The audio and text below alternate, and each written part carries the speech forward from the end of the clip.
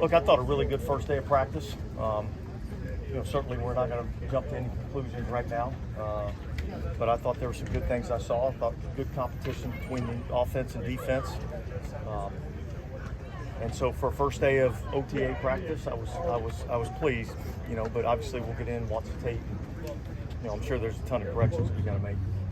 Dennis, are any of the absences problematic? Are you okay with the guys who aren't here? Well, look, I'd always love for 100% participation. I'm aware of why everybody that's not here is not here. Some of them personal reasons, some of them personal choice, whatever the case may be. I think really our focus really has got to be on the guys that are here, and let's work to get the guys that are here. Let's work to get those guys better.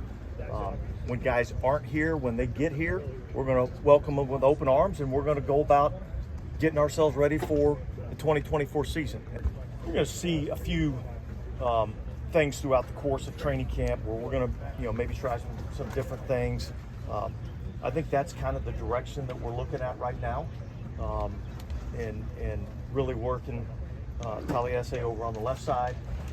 And giving Trevor an opportunity to work on the right side. We're still waiting to see, where Ryan Ramczyk is when we get, probably to training camp. It'll be the first time that we would even potentially see him. So I think that's kind of the thought process. It's almost a clean slate with Trevor. You got a new line coach. You got a new offense coordinator. I think one of the reasons why you look at potentially putting him over on the right side is exactly that. It's a totally clean slate. It's a different position, it's a different coaching staff, it's a different scheme, and it's really hey, we're starting over here. We're starting new. And so I'm excited about it. I think, I think it could be something good for him. And look, we haven't set anything in stone. We're going to evaluate how everything goes. And ultimately, our job is to get the best 5 out there come opening day. And we'll go through that full process to figure that out. So you think it's more permanent with Fuaga on the left side? Look, last week you said it was just trying out. Well, I think we like some of the things that we saw. I think we want to evaluate a little bit more. I wouldn't say anything's permanent, but I think we like that direction, and then we'll see how it goes. Do you think what Taysom Hill was doing, that he could kind of flourish in that role H-back? I think Taysom Hill can flourish in any role he embraces. I think there's a lot of things that he can do. And so, look, I think there's going to be a learning process that goes along with this.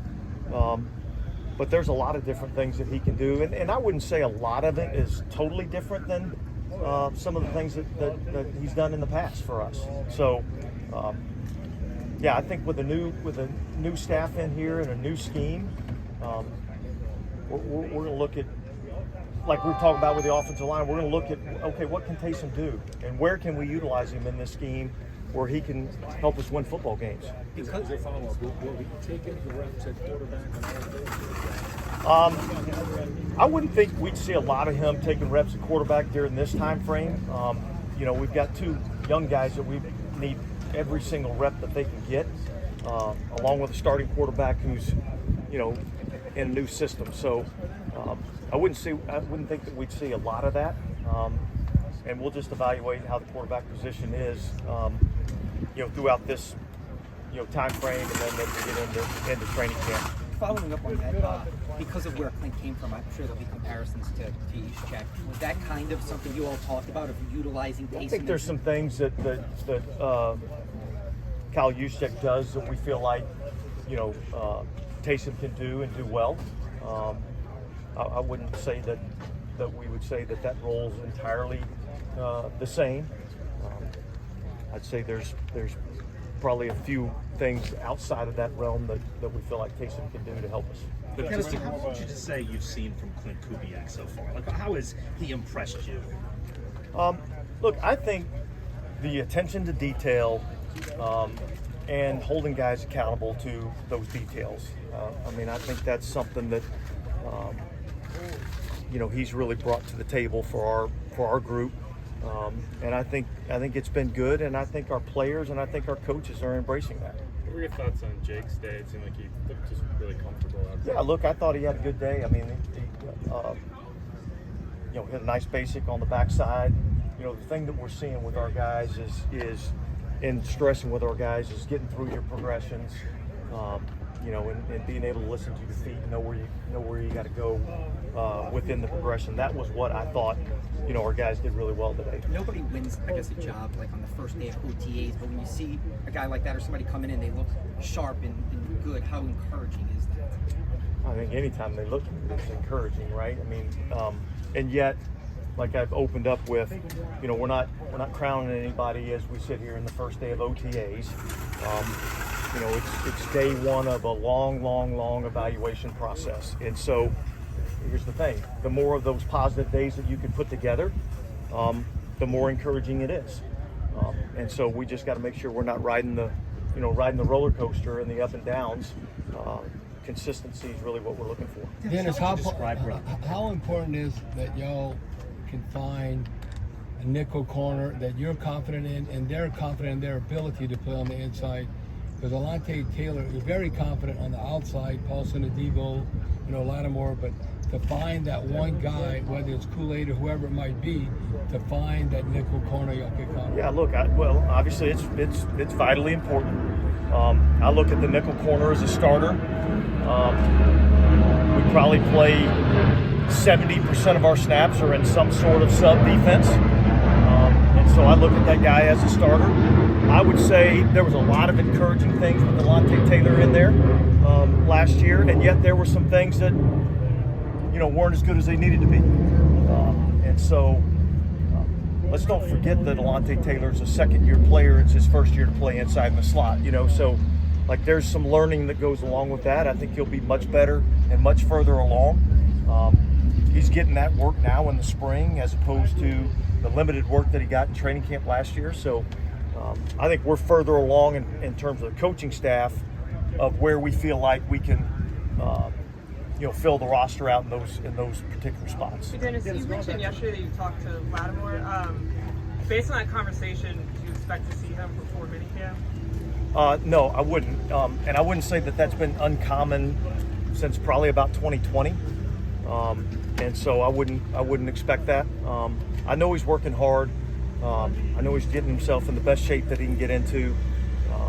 And so, like I said earlier, when he's back, we'll embrace him with open arms, and we'll start working on getting him better for next year. You said it was a positive conversation. Was there anything that needed to be cleared up or talked about, or just feel like you needed to? No, look, I just thought it was something that we needed to communicate. There's been a lot of talk outside of our building about trades and things of that nature. And so I just felt like it was probably time that he and I had a conversation. Like I said, it was a positive conversation, and we're looking forward to getting him out here when he's here and working with him. Just going back to the offense, and you talked about how the terminology is less with this new style with Kubiak. Have you seen any initial faster pace in day one? Yeah, I would say that we're in and out of the huddle a little faster than we've been. I certainly don't think there's as many rehuddles as maybe we've had early on in camp in the past, but yeah, I think early on the signs have been positive, but again, it's day one, so it's really kind of hard to make too much of an assessment. On the Marshall Lattimore, just so that it's out there, and so that people aren't turning it into something else. Is your expectation right now that he's on the roster in 2024? Yeah. Dennis, how would you describe where you are at left guard and where maybe Nick Saldiveri is right now? Well, look, I'd say that's a position that I'd say we have two positions on our offensive line that we feel like we've got guys that are healthy and they're kind of entrenched in those positions. I think Cesar Ruiz, we feel good about where he's at, and yet he still has to improve. I think Eric McCoy probably had his best season last year. Those are two positions that I feel like, we feel pretty confident of exactly where we're at in those positions. The other three positions, we're not sure yet. Whether it's young players, whether it's due to Ramchek's injury, some guys that we signed in free agency that aren't out here yet. So I'd say all of those other three positions, we're going to work extremely hard throughout, OTAs and into training camp to figure out who's going to be in those spots. I like I like what I've seen out of Nick Saldiveri. I like what he's done in the offseason to his body. I think he's worked extremely hard. And so it's really going to be about getting him out here when he's fully capable of getting all the reps and seeing what he really can do. And what do you say about guys like DeMario and Tyron that don't have to be here, but they are here? Well, I think it says a lot about our football team. You know, I think, you know, we got a lot of guys that you know, take on that leadership role, and it's important to them. And so having guys, look, I think the more guys you can have in your off-season program, the more you get guys working together, I think that just helps your football team. And yeah, I think he's embraced it. You know, I think he's jumped right into the deep end of the pool. You know, he's embraced everything that they're asking him to do. He's, you know, been really attentive in meetings. He's taking control of, you know, the offense, both on the field, in the classroom, all those things. And look, that's a difficult proposition for, you know, any quarterback. And you know, I think in particular a guy that's kind of been in the league for a long time and, you know, getting to a new system, I think can be a challenge. And for him to embrace the change, I think is positive. Is Isaiah full-sized in any way, or No. Okay. And that's good. Yeah. And then the other thing is, just I don't think we're going to run it every snap, but Right. yeah, we're going to utilize him in that role. Absolutely. Okay.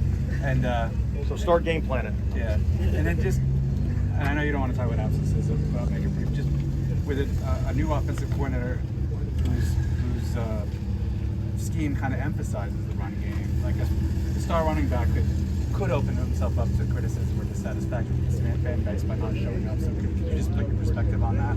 Yeah, look, I mean, obviously, you know, it can present some challenges.